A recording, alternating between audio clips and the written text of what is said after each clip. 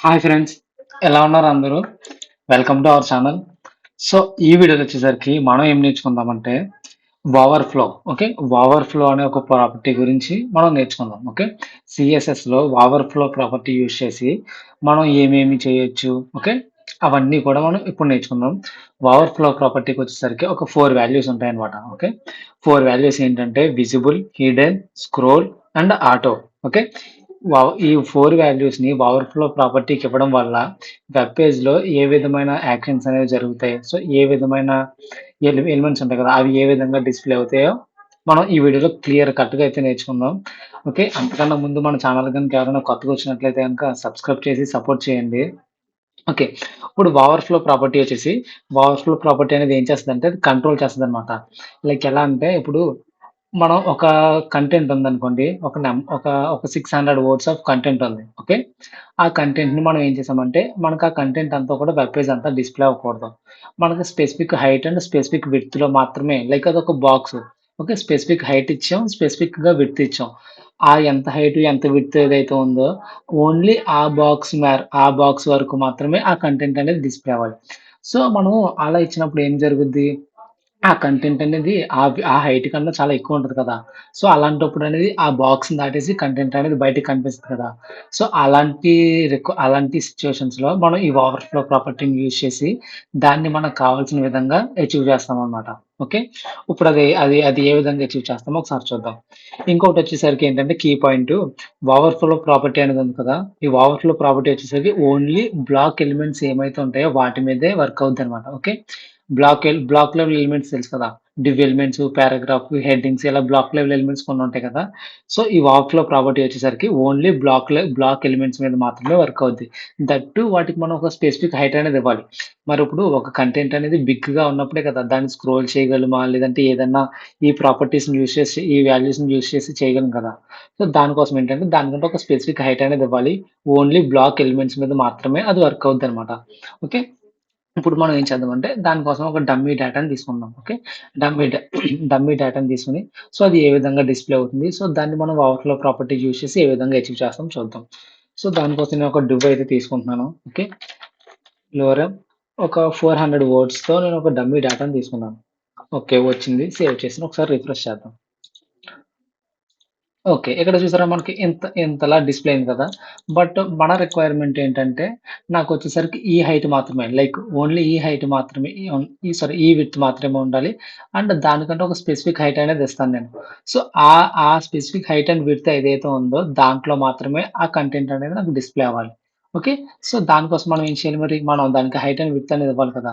So, దానికోసం నేనేం చేస్తానంటే ఫస్ట్ నేను ఈ డివ్ అనే ఎలిమెంట్ ఉంది కదా! దానికి నేను ఒక క్లాస్ నేమ్ అయితే ఇస్తాను.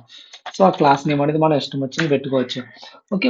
బట్ ఇక్కడ నేను ఇంత మ్యాటర్ ఉంది కదా! సో, దీన్ని ఒక డిస్క్రిప్షన్‌లా నేను అనుకోని సో, దానికొచ్చేసి నేను క్లాస్ నేమ్ వచ్చేసరికి డిస్క్రిప్షన్ అని పెడుతున్నాను. ఓకే. డిస్క్రిప్షన్ సేవ్ చేశాను. ఓకే. దీన్నొచ్చేసి నేను సెలెక్ట్ చేశాను. కాపీ చేశాను. స్టైల్స్ ఇవ్వాలంటే మనం క్లాస్ సెలెక్టర్ యూజ్ చేసి క్లాస్ నేమ్ ఇచ్చిన దానికి స్టైల్స్ ఇవ్వాలంటే CSSలో డాట్ క్లాస్ నేమ్ ఇవ్వాలి కదా! ఓకే. ఫ్లవర్ బ్రషెస్ ఓపెన్ చేశాను. ఇప్పుడు నాకు దానికి స్పెసిఫిక్ హైట్ అండ్ విడ్త్ కావాలి కదా! ఓవర్‌ఫ్లో ప్రాపర్టీ యూజ్ చేయాలంటే మనం ఒక స్పెసిఫిక్ హైట్ అయితే ఖచ్చితంగా కావాలనమాట. సో, దానికోసం నేను ఒక హైట్ వచ్చేసరికి ఒక 400 పిక్సెల్ అయితే ఇస్తున్నాను. అండ్ అలాగే విడ్త్ వచ్చేసరికి ఒక 500 పిక్సెల్ ఇస్తున్నాను. ఒకసారి సేవ్ చేశాను. ఒకసారి ఏం చేద్దాం చూద్దాం. ఓకే. చూసారా? అది విడ్త్ వచ్చేసరికి ఈ విధంగా ఉంది కదా! విడ్త్ 500 పిక్సెల్ తీసుకుంది.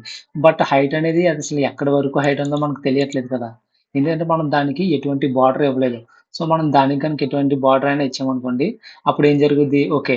ఈ హైట్ అండ్ విడ్త్ వచ్చేసరికి ఈ బాక్స్ మాత్రమే ఉంది. రిమైనింగ్ కంటెంట్ అనేది ఎక్స్‌ట్రాగా డిస్‌ప్లే అవుతుందని మనకొక ఐడియా వస్తది కదా! సో, దానికోసం మనం ఏం చేద్దామంటే ఒకసారి దీనికి ఒక బార్డర్ అనేది ఇచ్చి చూద్దాం. బార్డర్ అనేది ఇవ్వడం వల్ల మనకొక ఐడియా అనేది వస్తుంది. బార్డర్ 2 పిక్సెల్స్ నేను డైరెక్ట్‌గా border short hand property use చేస్తున్నాను. బార్డర్ 2 పిక్సెల్ దాని యొక్క సైజ్ ఇచ్చాను. అది నాకు సాలిడ్ స్టైల్‌లో కావాలి. ఓకే. సేవ్ చేశాను. ఒకసారి రిఫ్రెష్ చేసి చూద్దాం. ఓకే. చూసారా? ఇప్పుడు తెలిసింది కదా మనకి హైటు. ఈ టోటల్‌గా ఇదొచ్చేసరికి విడ్త్ వచ్చేసరికి ఎంతుందనమాట. హైట్ వచ్చేసరికి ఈ లాస్ట్ బార్డర్ ఉంది కదా! ఇదొచ్చేసరికి హైట్ అండ్ విడ్త్. బట్ మన రిక్వైర్మెంట్ ఏంటి? ఇక్కడ చూసారా? అది ఏమైంది? మనం ఇచ్చిన హైట్ ఏదైతే ఉందో ఆ ఎలిమెంట్‌కి, ఆ ఎలిమెంట్‌ని దాటేసిన తర్వాత కూడా ఇక్కడ చాలా కంటెంట్ అనేది డిస్‌ప్లే అవుతుంది. ఓకే. ఇక్కడ మనం అర్థం చేసుకోవాల్సింది ఏంటంటే ఓవర్‌ఫ్లో ప్రాపర్టీకి ఓకే. ఓవర్‌ఫ్లో ప్రాపర్టీ ఏదైతే ఉందో దానికి 4 వాల్యూస్ ఉన్నాయి కదా! Visible, hidden, scroll, auto. Okay. ఈ 4 వాల్యూస్‌లో ఓవర్‌ఫ్లో ప్రాపర్టీ ఈ ఎలిమెంట్స్ వచ్చేసరికి డిఫాల్ట్‌గా విజిబుల్ అనే వాల్యూ ఉంటదన్నమాట. ఓకే. ఓకే. డిఫాల్ట్‌గా విజిబుల్ అనే వాల్యూ. సో, ఇదేంటంటే విజిబుల్ అనమాట. ఆ కంటెంట్ చూసారా? ఆ బాక్స్ దాటిన తర్వాత కూడా మనకది డిస్‌ప్లే అవుతుంది. ఇదొచ్చేసరికి డిఫాల్ట్‌గానే దాని యొక్క వాల్యూ అనమాట. ఫర్ ఎగ్జాంపుల్ మనం ఒకసారి ఓవర్‌ఫ్లో ప్రాపర్టీ యూజ్ చేసి ఇప్పుడు ఆ 4 వాల్యూస్‌ని దీనికిచ్చి చేంజెస్ ఏ విధంగా జరుగుతుందో ఒకసారి అబ్జర్వ్ చేద్దాం. ఓకే. దానికోసం మన దగ్గర ఓవర్‌ఫ్లో అనే ప్రాపర్టీ ఉంది. నేనేం చేస్తున్నానంటే విజిబుల్ అనేస్తున్నాను. ఓకే. సేవ్ చేశాను. ఇప్పుడు చేంజెస్ ఏమన్నా జరుగుతాయో లేదో ఒకసారి చెక్ చేసి చూద్దాం. ఇలా ఉంది కదా! రిఫ్రెష్ చేయకముందు రిఫ్రెష్ చేసిన తర్వాత చేంజెస్ ఏం జరుగుతున్నాయో చూద్దాం. ఓకే. రిఫ్రెష్ చేశాను. చూసారా అక్కడ నాకు ఎటువంటి చేంజెస్ జరగట్లేదు.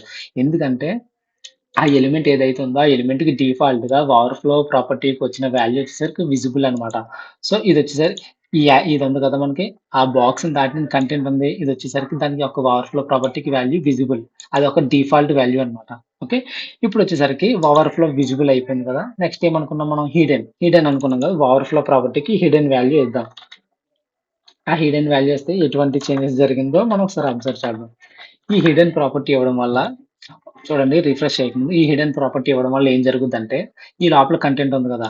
ఇది మాత్రమే డిస్‌ప్లే అవుద్ది. ఈ బార్డర్ దాటి అంటే ఆ ఎలిమెంట్ హైట్‌ని దాటిన తర్వాత ఉన్న కంటెంట్ ఏది కూడా మనకి డిస్‌ప్లే అవ్వదన్నమాట. అది హిడెన్ అయిపోద్దన్నమాట. ఓకే. ఒకసారి రిఫ్రెష్ చేసి చూద్దాం. ఓకే. చూసారా? ఓన్లీ ఏం జరిగింది? మనం ఆ ఎలిమెంట్‌కి హైట్ అనేది ఇచ్చాం కదా! స్పెసిఫిక్‌గా ఒక హైట్ అనేది ఇచ్చాం. స్పెసిఫిక్‌గా ఒక విడ్త్ అనేది ఇచ్చాం. ఓన్లీ అది మాత్రమే ఆ బాక్స్‌కి సరిపడా కంటెంట్ ఎంతుందో అంత మాత్రమే మనకు డిస్‌ప్లే అయింది. రిమైనింగ్ ఏమి కూడా మన దగ్గర లేదు. అదంతా కూడా హిడెన్ అయిపోయింది. అంటే నాకు ఓన్లీ ఆ హైట్‌కి సంబంధించిన కంటెంట్ డిస్‌ప్లే అయితే చాలు. Remaining rest of the content అనేది నాకు అవసరం లేదు అని మనం అనుకున్నామనుకోండి. అలాంటి టైంలో ఈ ఓవర్‌ఫ్లో ప్రాపర్టీకి హిడెన్ అనే వాల్యూ ఇచ్చుకుంటాం. ఓకే. ఓకే. హిడెన్ అనేది ఎప్పేస్తాం అర్థమైంది కదా! ఓకే. సెకండ్ థింగ్ ఏంటి? నెక్స్ట్ పాయింట్ ఏంటి? స్క్రోల్. ఓవర్‌ఫ్లో ప్రాపర్టీకి స్క్రోల్ అనే వాల్యూ ఇస్తే ఏమవుద్ది? ఏంటి అనేది ఒకసారి చూద్దాం. ఓకే. స్క్రోల్ ఇస్తున్నాను. సేవ్ చేశాను. ఈ స్క్రోల్ ఇవ్వడం వల్ల ఏంటంటే, ఈ ఓవర్‌ఫ్లో ప్రాపర్టీ ఉంది కదా! మరి ఈ ఈ ఈ కంటెంట్ ఉంది కదా! ఈ కంటెంట్ అనేది ఈ బార్డర్ కన్నా బాగా పెద్దగా ఉంది కదా! అలాంటి టైంలో ఏమవుద్దంటే, కంటెంట్ అనేది ఆ స్పెసిఫిక్ హైట్‌ని దాటిన తర్వాత కూడా కంటెంట్ ఉంటే గనక, ఈ బాక్స్ ఏదైతే ఉందో, ఆ బాక్స్‌కి స్క్రోల్ బార్ అనేది యాడ్ అవుద్దనమాట. ఓకే. స్క్రోల్ బార్ అనేది యాడ్ అవుద్ది. సో, దాని ద్వారా మనం ఏం చేయొచ్చంటే, స్క్రోల్ చేసుకొని అదే బాక్స్‌లో ఫుల్ కంటెంట్‌ని మనం చూడగలం. ఓకే. ఒకసారి ఇక్కడ ప్రాపర్టీ రాసాం కదా! ఓకే. ఇప్పుడు రిఫ్రెష్ చేసి చూద్దాం ఏం జరిగింది ఏంటనేది. ఓకే. చూసారా? ఇప్పుడు దీనికి ఫుల్ కంటెంట్ ఒచ్చేసింది చూసారా? మనం ఎంత కంటెంట్ యాడ్ చేసామో అంత కంటెంట్ ఒచ్చేసింది. ఈ స్క్రోల్ బార్ ఉంది కదా! స్క్రోల్ బార్ అనేది యాడ్ అయింది. అబ్జర్వ్ చేసారా? ఆ బాక్స్ అంతే ఉంది. ఓకే. మనం బాక్స్ సైజ్‌ని పెంచలేదు, ఏం చేయలేదు. ఆ బాక్స్ అంతే ఉంది. బట్ ఆ బాక్స్ దాటిన తర్వాత ఎంత కంటెంట్ ఉందో, అంత కంటెంట్ కూడా అదే బాక్స్‌లో డిస్‌ప్లే అవుతుంది. అక్కడ ఏం జరిగింది? స్క్రోల్ బార్ అనేది యాడ్ అయింది. ఆ స్క్రోల్ బార్ అనేది యాడ్ అవ్వడం వల్ల మనం స్క్రోల్ చేస్తా ఉండగా, ఆ ఫుల్ కంటెంట్ అనేది ఓన్లీ ఆ బాక్స్‌లో మాత్రం డిస్‌ప్లే అవుతుంది. ఓకే. ఇదొచ్చేసరికి ఓవర్‌ఫ్లో ప్రాపర్టీకి స్క్రోల్ వాల్యూ ఇస్తే ఈ విధంగా డిస్‌ప్లే అవుద్దనమాట. నెక్స్ట్ ఇంకోటొచ్చేసరికి ఆటో. ఓకే. ఈ ఆటో కూడా సేమ్ ఈ ఓవర్‌ఫ్లో ప్రాపర్టీకి ఆటో వాల్యూ ఉంది కదా! ఇది కూడా సేమ్ స్క్రోల్ ఏ విధంగా ఉందో ఇది కూడా అంతే. రెండింటికి డిఫరెన్స్ ఏమీ లేదు. సారీ. ఓకే. రెండింటికి డిఫరెన్స్ అనేదైతే ఏమీ లేదు. 2 కూడా సేమ్‌గానే ఉంటాయి. చూసారా నేను అక్కడ ఆటో ఇచ్చాను. ఒకసారి రిఫ్రెష్ చేసి చూద్దాం. ఓకే. రిఫ్రెష్ చేశాను. చూసారా నాకు ఎటువంటి చేంజెస్ కనిపించలేదు. అక్కడ స్క్రోల్ బార్ ఉంది. మొత్తం కంటెంట్ అనేది డిస్‌ప్లే అవుతుంది. బట్ ఈ రెండింటికి డిఫరెన్స్ అల్లా ఏంటంటే, మన ఓవర్‌ఫ్లో ప్రాపర్టీకి ఆటో అని ఇవ్వడం వల్ల, దానికి అవసరమైనప్పుడు మాత్రమే దానికి స్క్రోల్ బార్ అనేది నెసెసరీ అన్న టైప్‌లో అన్నప్పుడు మాత్రమే స్క్రోల్ బార్ అనేది వస్తదనమాట. దానికి స్క్రోల్ బార్ అనేది అవసరం లేదనుకోండి, స్క్రోల్ బార్ అనేది రాదు. దానికి స్క్రోల్ బార్ అవసరమని అనిపిస్తేనే ఆ స్క్రోల్ బార్ అనేది వస్తది. ఎప్పుడు? ఈ ఆటో అనే వాల్యూ ఇచ్చినప్పుడు. ఓకే. ఇదొచ్చేసరికి కంప్లీట్‌గా ఓవర్‌ఫ్లో ప్రాపర్టీకి సంబంధించిన visible and hidden, scroll and auto values ఇస్తే ఏ విధంగా ఉంటది ఏంటనేదనమాట. సేమ్ దీనికిలాగే ఓవర్‌ఫ్లో ప్రాపర్టీ వచ్చేసరికి overflow overflow X and overflow Y అని 2 ప్రాపర్టీస్ ఉంటాయన్నమాట. ఓవర్‌ఫ్లో ఎక్స్ అంటే అది హారిజాంటల్ అలైన్‌మెంట్ అది లైక్ హారిజాంటల్‌గా ఉంటది కదా! సో, దాన్ని డిఫైన్ చేస్తది. అండ్ ఓవర్‌ఫ్లో వై వచ్చేసరికి వర్టికల్ అలైన్‌మెంట్ అన్నమాట. సో, అదొచ్చేసరికి ఒకసారి మనం టెస్ట్ చేసి చూద్దాం. ఇక్కడ ఉన్నది కదా! ఓవర్‌ఫ్లో ఎక్స్ వచ్చేసరికి నేను స్క్రోల్ అని ఇస్తున్నాను. ఓకే. నెక్స్ట్ వచ్చేసరికి ఓవర్‌ఫ్లో వై కదా! ఓవర్‌ఫ్లో వై కూడా నేను స్క్రోల్ ఇస్తున్నాను. సేవ్ చేశాను. ఒకసారి రిఫ్రెష్ చేసి చూద్దాం అసలు ఏం జరిగింది ఏంటి. చూసారా ఇక్కడ హారిజాంటల్ ఇక్కడ ఇక్కడ చూసారా మీరు యారో మార్క్స్ అనేవి హారిజాంటల్ అలైన్మెంట్ లో కూడా స్క్రోల్ బార్ వచ్చింది చూసారా యాడ్ అయింది. ఈ విధంగా లైక్ నాకు హారిజాంటల్ స్క్రోల్ బార్ కూడా కావాలి అని మన రిక్వైర్మెంట్ ఉందనుకోండి. అప్పుడు ఈ ఓవర్ఫ్లో ఎక్స్ ప్రాపర్టీ యూస్ చేయడం వల్ల హారిజాంటల్ గా కూడా స్క్రోల్ అవుతుంది అనమాట.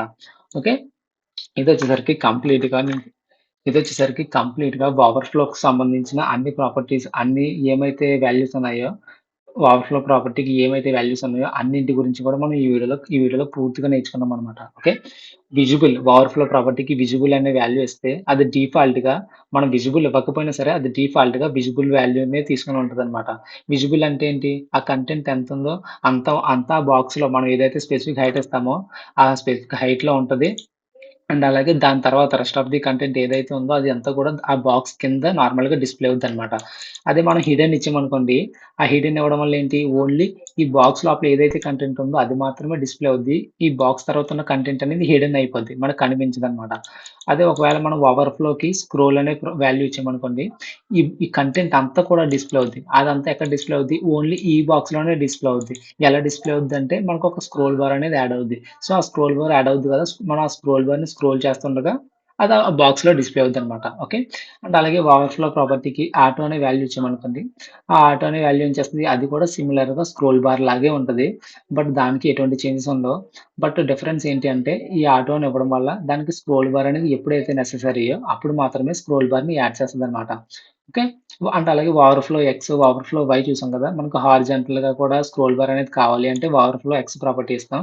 వర్టికల్‌గా కావాలంటే ఓవర్‌ఫ్లో వై ప్రాపర్టీ అనేది ఇస్తాం. ఓకే. ఇదొచ్చేసరికి కంప్లీట్‌గా ఓవర్‌ఫ్లో ప్రాపర్టీ గురించనమాట. ఓకే. సీఎస్ఎస్‌లో ఓవర్‌ఫ్లో ప్రాపర్టీని ఏ విధంగా యూజ్ చేస్తారంటే, ఈ విధంగా యూజ్ చేస్తారనమాట.